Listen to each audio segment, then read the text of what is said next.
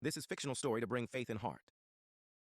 The room wasn't loud. It wasn't quiet either. It was one of those rare moments between two powerful men when nothing needed to be said, but everything still was. Elon Musk leaned back in his chair, sipping something warm, maybe coffee, maybe just water. Donald Trump sat across from him, one leg crossed over the other, talking like he often did, about the past, about the media, about how history would remember him. Elon listened, not always agreeing, not always disagreeing, just watching. Sometimes smiling, sometimes lost in thought. They were in a quiet lounge in one of Elon's private buildings. Not an office, not a public space, just a room with a wide window and a table in the middle. The world outside was still, and then a soft voice entered. "Dad?" Elon turned slightly, already knowing the voice. His 10-year-old son stood by the door, dressed simply, holding something in his hand, a sketchpad maybe, or a book. He didn't interrupt loudly. He just walked in, as if he'd been walking into rooms like this his whole life. Trump looked at him, smiled quickly. "Hey there, young man." The boy gave a little nod, then walked over and sat beside his father. He didn't say anything at first, just listened. Trump chuckled,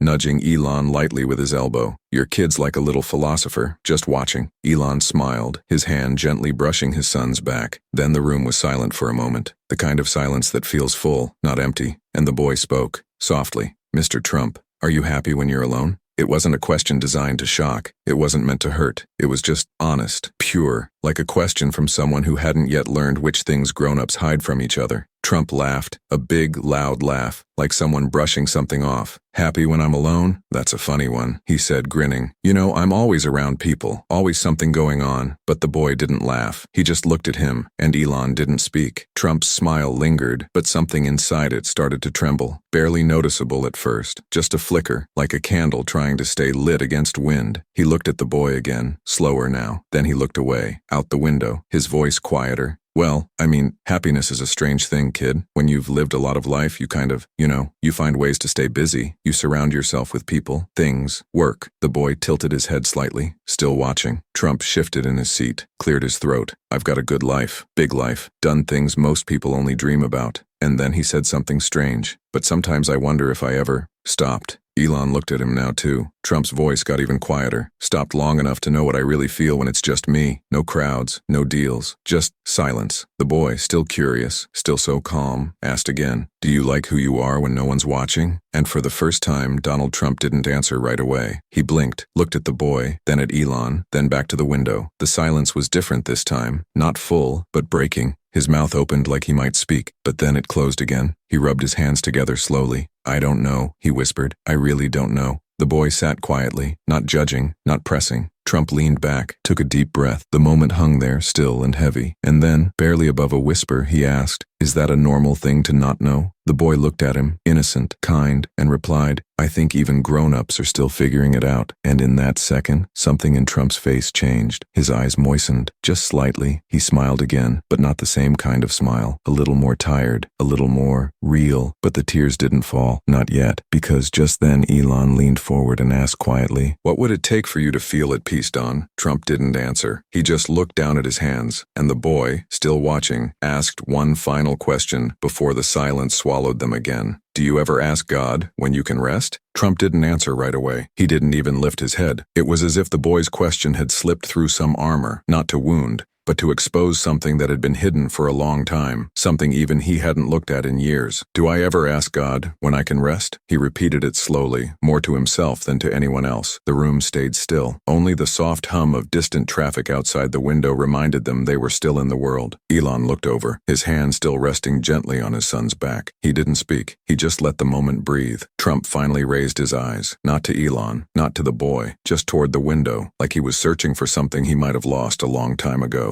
"You know," he said slowly, "when I was a kid, my mother used to read from this little book of sayings, Scottish proverbs, I think. One of them stuck with me. She'd say, 'Rest is for the dead, Donald. Work while the world turns.'" He gave a faint laugh, but there was no joy in it. "I guess I took that too seriously." The boy looked at him, his voice soft again. "But what if rest isn't about stopping? What if it's about letting go?" Trump looked at him this time, really looked. His eyes searched the boy's, as if trying to understand how someone so young could speak words that felt like they came from an old soul. And maybe that's what caught him off guard. Maybe that's what started to crack the wall. He rubbed his eyes with one hand, pretending like something had just gotten in them. But Elon saw. He saw the way his lip pressed together, the way his shoulders slowly slumped, just a little. like he was tired, not of life, but of pretending it wasn't heavy. I used to pray when I was younger, Trump said suddenly. The boy's eyes lit up with quiet curiosity. What did you say to God? Trump didn't smile this time. He looked at his hands again. I'd ask him to make me strong, to make me win, to not let me look weak, especially in front of my father. There was a long pause, and then, barely audible, I don't know if I ever asked him to help me feel love. Elon shifted in his chair, not dramatically, just enough to show that he too was moved. Do you feel love now? The boy asked gently. Trump's voice was hoarse. I feel admired, respected sometimes, feared often, but love? He shook his head. I don't know what that feels like anymore. Elon leaned forward, his voice deeper, slower. Maybe it's not too late. Trump's face twitched, like the idea hurt more than it comforted. Too late? He whispered. What if I built my whole life on the wrong things? The boy didn't say anything. He just reached out and gently placed his small hand over Trump's. And for a second, just one, Trump didn't pull away. He just stared at that hand resting on his own, trembling a little. Elon's voice came in low like a prayer. What if God never left? What if we just stopped listening? Trump looked up. His eyes were wet now. I used to think faith was for people who needed something, he said. I thought I had everything. The boy smiled softly. Maybe faith isn't about needing. Maybe it's about remembering. That did it. The first tear fell. Just one. Trump didn't wipe it away. He didn't hide it. He just let it fall, like something sacred had been touched. And then, so quietly, he asked, do you think God still listens to people like me? The question lingered in the air like a fragile thread. Do you think God still listens to people like me? No one answered right away, not because they didn't know what to say, but because they knew whatever came next had to be real, honest. Anything fake would break the moment.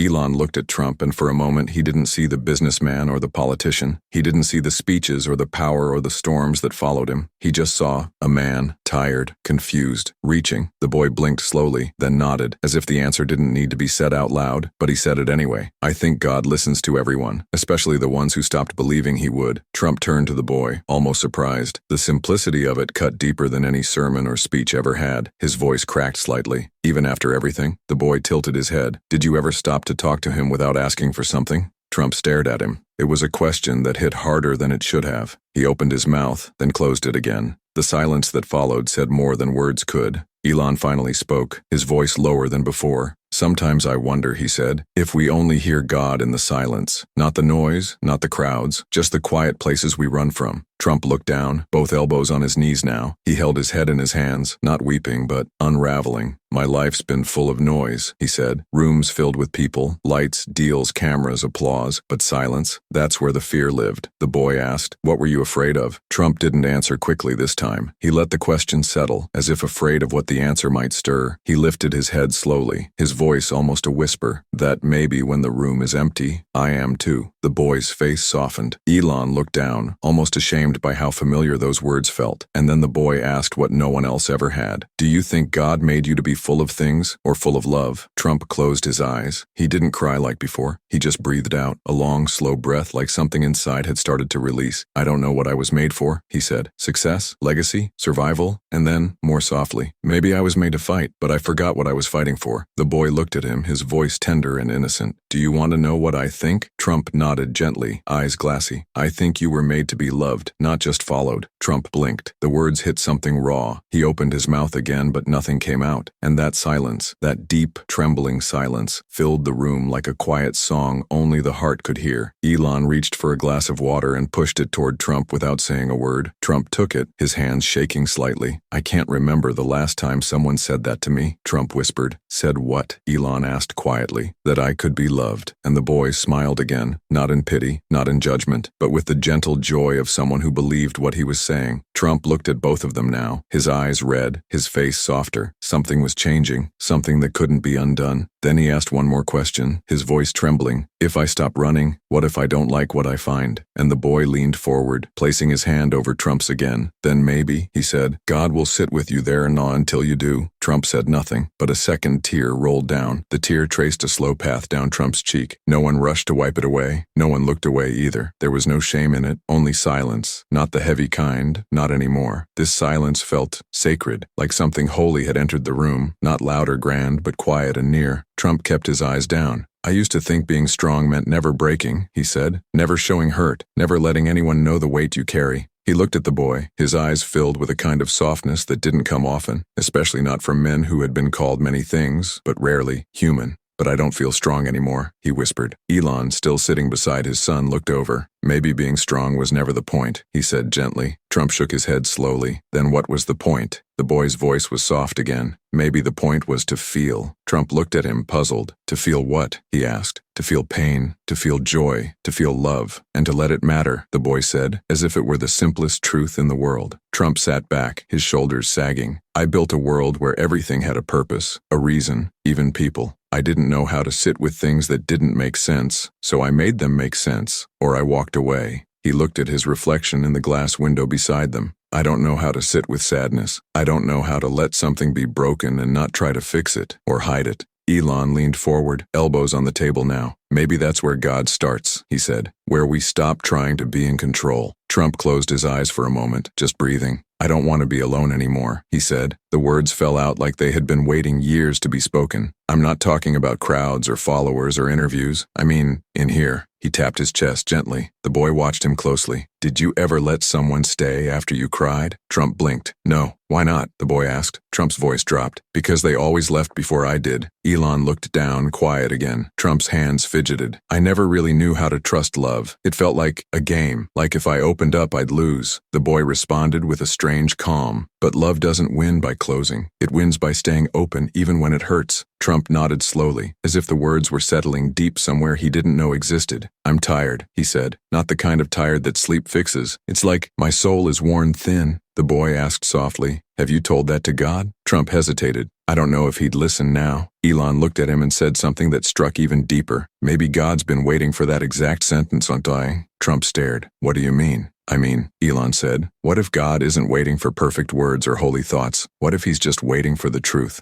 The room grew quiet again. The boy shifted a little, leaning against his father now, but his eyes never left Trump. Sometimes I talk to God when I feel sad, the boy said, not with big prayers, just, hi, I'm still here. Please don't leave me. Trump swallowed hard. And does he answer? The boy thought for a moment. Not with words, but I feel something, like warmth, like someone sitting with me, even when I can't see them. Trump's lip quivered again. What if I can't feel that? He asked. Elon replied softly, then maybe you're not supposed to feel it right away. Maybe faith is staying long enough in the silence to know you're not alone. Trump looked out the window, but this time his reflection didn't seem so distant, and in the stillness he whispered, maybe I want to believe again, but I don't know how. Maybe I want to believe again, but I don't know how. The words felt like they filled the whole room. Elon didn't rush to respond. The boy didn't either. It was one of those sentences that asked for silence, not answers, the kind that came from deep inside the heart, not just the mouth. Trump looked embarrassed, maybe even afraid, like he'd said something too honest and now couldn't take it back. He rubbed his face with his hands, trying to breathe steady. I've been called a lot of things, he said. Strong, smart, dangerous, even evil by some, but never broken. He glanced at the boy, then at Elon. But that's what I feel like right now. Not bad, just broken. The boy leaned forward. His small voice filled the space. My mom once told me that broken things let more light in. Trump raised his eyebrows, surprised. She said that? The boy nodded. Yeah, she said God doesn't need perfect people, just honest ones. Elon stared at the floor. He was listening too, really listening. Trump exhaled, long and slow. You know, I built buildings that touched the clouds. I walked into rooms where everyone stood up. I made people fear me, respect me, cheer for me. He paused. But I don't think I ever made someone feel safe with me. His voice cracked slightly. Not really. The boy didn't flinch. He didn't look away. Instead, he asked, would you want to? Trump nodded, slowly. Yeah, I think I would. Elon finally spoke. Then maybe this is where it starts. Not with a speech, not with fixing the world, but with just sitting here and being seen. Trump looked at both of them. He was quiet for a long time. I don't know how to be soft, he said. I was raised to survive, to win, to not cry. Even my own father said crying was weakness, that if you wanted love, you had to earn it. The boy tilted his head. Do you think God wants you to earn his love? Trump didn't answer, so the boy answered for him. I don't think we can. Trump's voice was barely a whisper. Then why would he give it? The boy smiled, gentle and certain. Because that's what love is. It doesn't wait for us to be perfect. Trump closed his eyes. It wasn't just emotion now. It was exhaustion, the kind of deep spiritual tiredness that comes after years of holding up a version of yourself that no longer fits. I used to think God was for people in churches, for people who lived cleaner lives than me, who didn't have regrets, who didn't mess up in public, who didn't lose people. He opened his eyes, red and tired. But if what you're saying is true, he paused, searching for the words, then maybe I've had him all wrong. Elon nodded. Most of us do. There was a long, deep silence. And then Trump asked the boy, what would you say to God if he was sitting here right now? The boy thought about it, really thought. Then he whispered, I'd say, thank you for not giving up on me, even when I stopped talking to you. Trump blinked hard. His hands were shaking again just slightly. Elon put his hand on his son's shoulder, a small gesture, but full of meaning. And then Trump said something neither of them expected. He whispered, do you think he's still waiting for me to talk to him? The boy looked into Trump's eyes and nodded slowly. I think he never left the room. I think he never left the room. Trump stared at the boy. The words hung there, not as an idea, but as a possibility. A door quietly swinging open, even after years of being closed. Maybe, just maybe, someone had been waiting on the other side all along. He didn't speak, not yet. He just breathed in, deeply, like someone who had been underwater a very long time and had finally come up for air. Outside, the sky was beginning to change. The soft glow of evening melted along the horizon. Everything felt quieter, slower. And inside that still room, Trump leaned forward, elbows on the table, both hands clasped together, not in a show of strength this time, but in something that almost looked like prayer. Almost. I don't know what to say to him, he whispered. Elon spoke gently. You don't have to know. Just start with the truth. Trump nodded slowly, and then, with a trembling voice, he said, God, I don't know what I'm doing. Silence. I've messed up a lot, hurt people, lied, chased things that didn't matter. I built walls around my heart and called it protection, but maybe it was fear. His hands were shaking again.